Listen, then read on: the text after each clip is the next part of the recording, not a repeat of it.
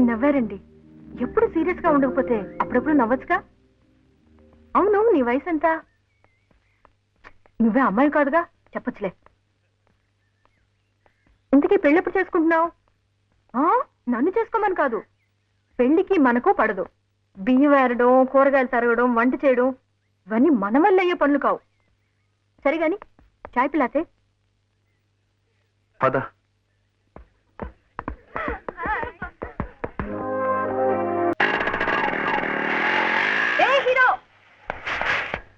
నన్ను మా ఇంటి దగ్గర డ్రాప్ చేయరాదు? ఈ బస్సులో జనంతో పళ్ళేక చేస్తున్నాను. ఏమిటి, సైకిల్ మీద? ఏ డబుల్స్ తొక్కలేవా? పోనీ నేను తొక్కుతాను. అది కాదు, ఎవరైనా. ఇదే 1941 అనుకున్నావా? లేక శ్రీకాకుళం అడవుల్లోంచి వచ్చావా? ఏం పర్వాలేదు, తీసుకెళ్ళు. ఆజకల్ సబ్ చల్తా. ఆ తర్వాత అన్నయ్యకి ప్రమోషన్ వచ్చి సిఐగా ఈ ఊరు ట్రాన్స్ఫర్ చేశారు. అప్పటి నుంచి అన్నయ్యతోనే ఉంటున్నాను. That is my history. ఏంటి, బోర్ కొట్టానా? లేదులే. కొట్టుంటానులే, మొహమాట పడుకు. చెప్పు. ఆపకు, ఇదే మా ఇల్లు. రా, అన్నయ్యని పరిచయం చేస్తాను.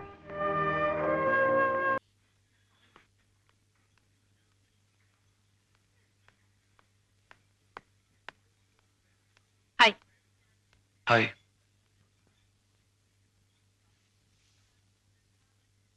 ఏంటి ఎప్పుడు చూసినా ఇలా ఉంటావు? నా మూడ్ బాగాలేదు, మాట్లాడించుకో.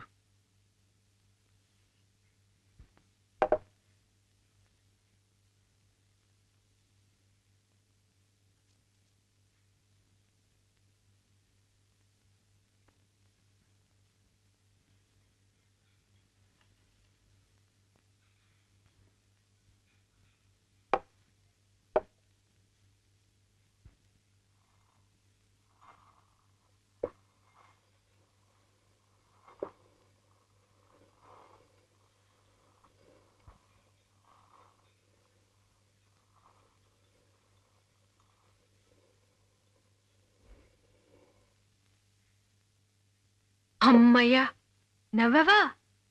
ఇవాళ నా బర్త్డే, ట్రీట్ ఇస్తున్నాను. చలో.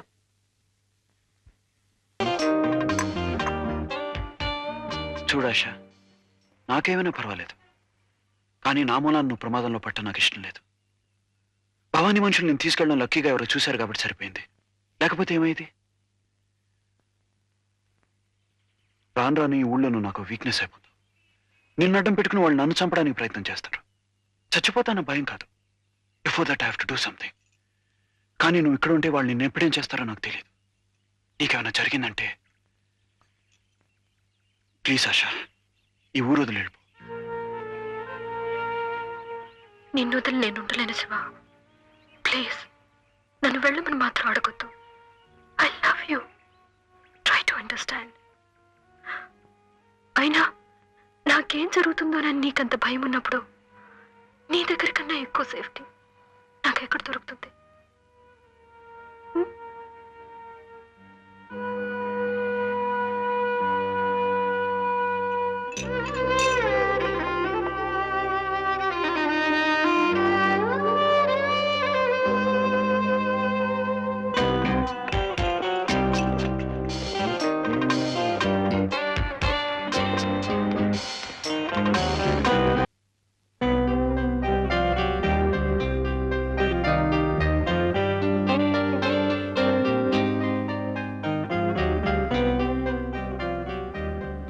क्या बात है? కుచ్ నహీ భాయ్. ఇప్పుడు ఏమిటి? ముద్దు, పెళ్ళి. కాలేజీలో ఉన్నప్పుడు పెళ్ళంటే బియ్యం వేరడం, వంట చేయడం ఇవన్నీ నీ వల్ల కాదన్నావుగా, మరి ఇప్పుడేం చేస్తావు? ఇష్టం అయితే అన్నీ బానే ఉంటాయి. నాకున్నది నువ్వు మా అన్నయ్య వాళ్ళు. నాకు మా అన్నయ్యకి పడదని భవానీ వాళ్ళు అనుకుంటున్నారు.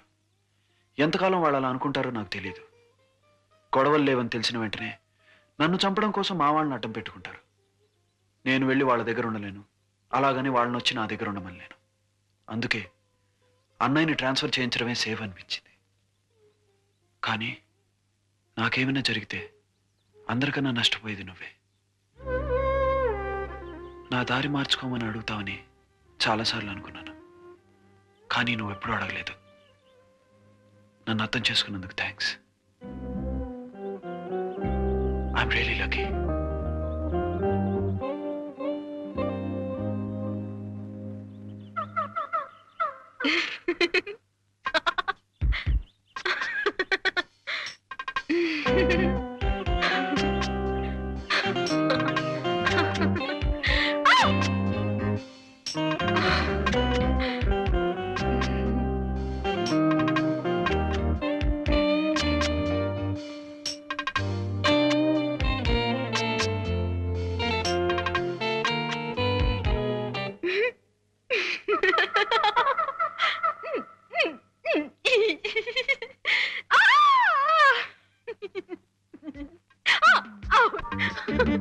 Oh!